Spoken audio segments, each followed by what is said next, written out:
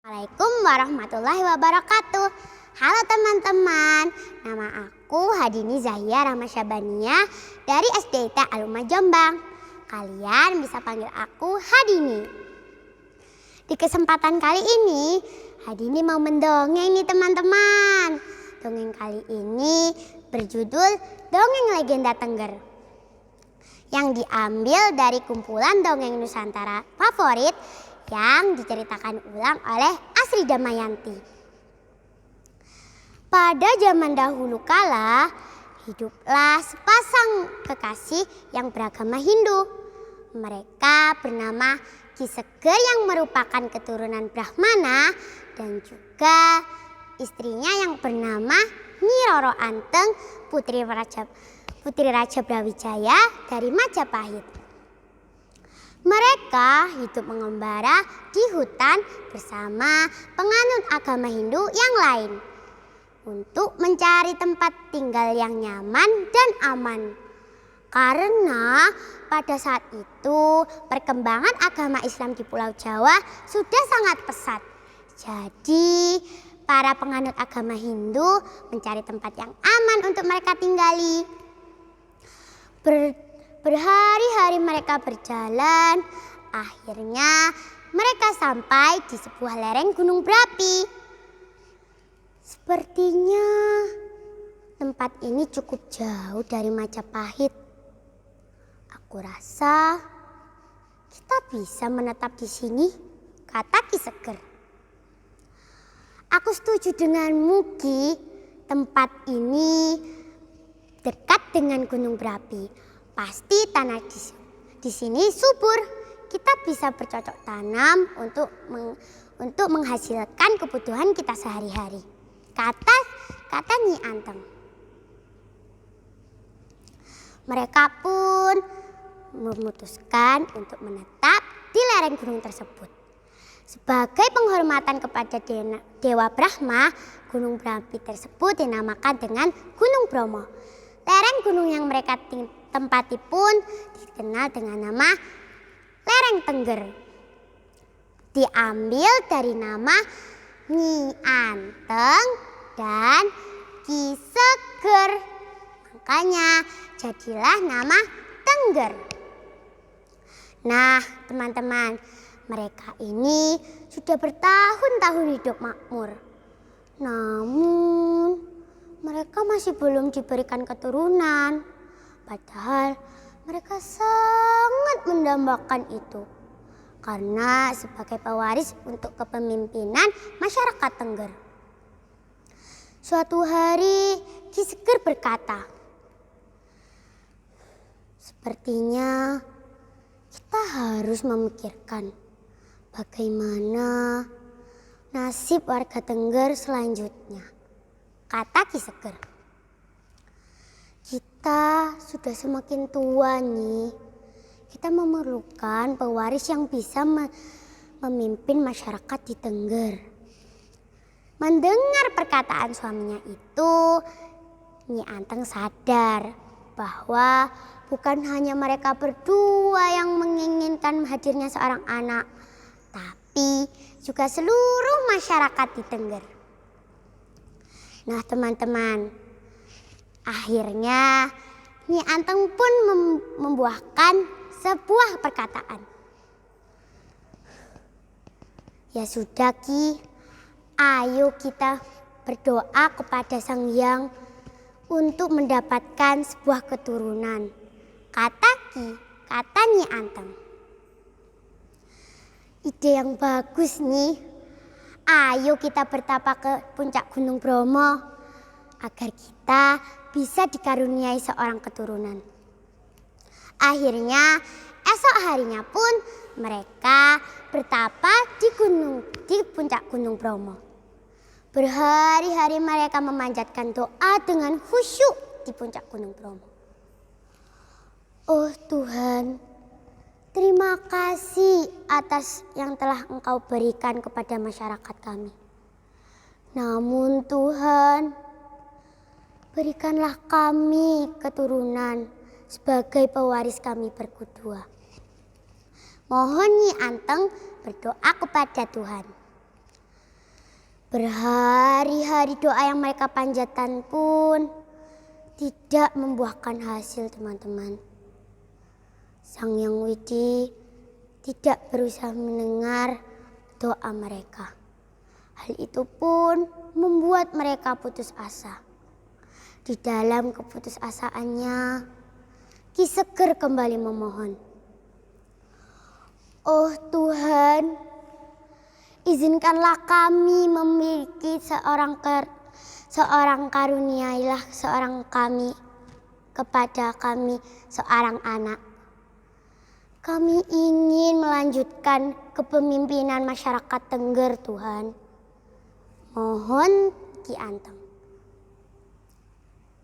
Ki Seger pun berjanji kepada Sang Hyang Widi.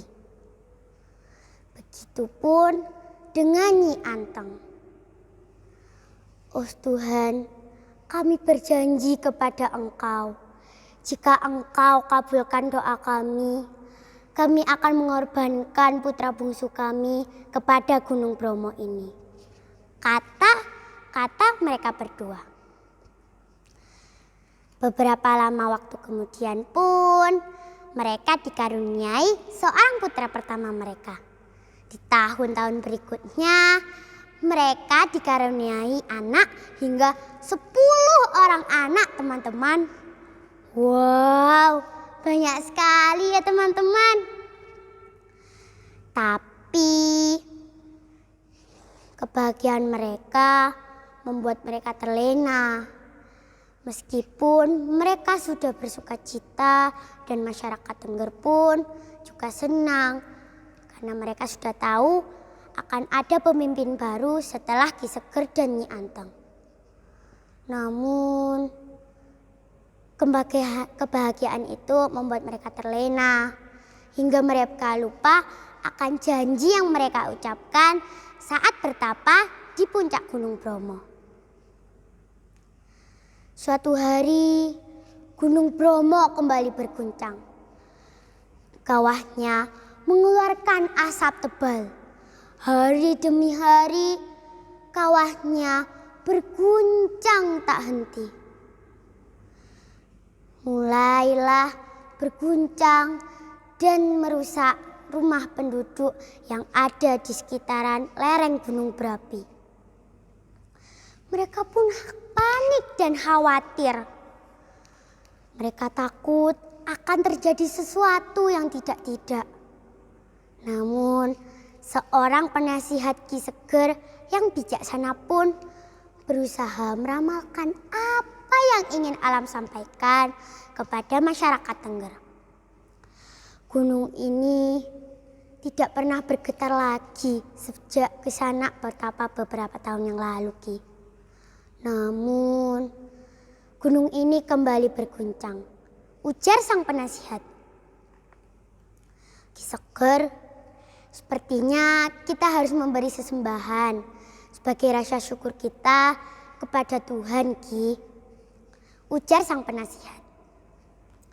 Lalu Ki Seger pun terkejut. Lalu Ki Seger pun teringat kembali kepada janjinya dulu saat bertapa di puncak Gunung Bromo. Benar penasihatku yang bijaksana. Aku tahu persisnya bentuk pengorbanan yang diinginkan Gunung Bromo. Lalu Ki Seger pun segera mengumpulkan keluarganya dan menceritakan janji yang ia buat saat bertapa di puncak Gunung Bromo. Seluruh keluarganya pun terkejut. Begitupun si Sukma. Sukma adalah anak bungsu terakhir yang ada di keluarga Ki Seger dan juga Nyi Anteng. Jadi ia pun mengambil keputusan yang sangat tepat dan akhirnya menjadikan Sukma sebagai penyembahan kepada Gunung Bromo.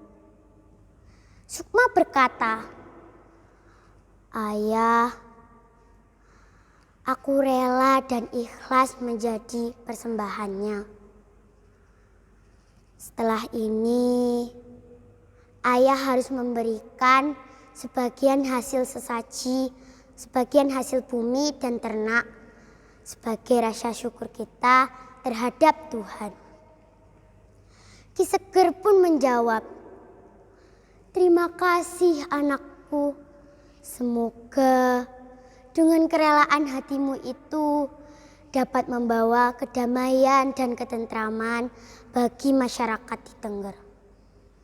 Nah teman-teman, begitu rela dan ikhlasnya Sukma sampai esok harinya pun dilaksanakan upacara pengorbanan yang pertama kalinya yang ada di Tengger.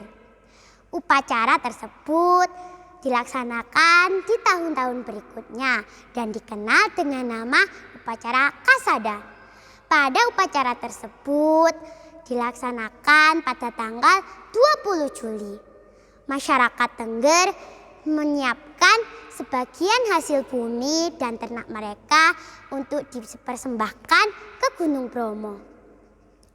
Bahkan masyarakat asli saat ini masih melaksanakan tradisi itu loh teman-teman.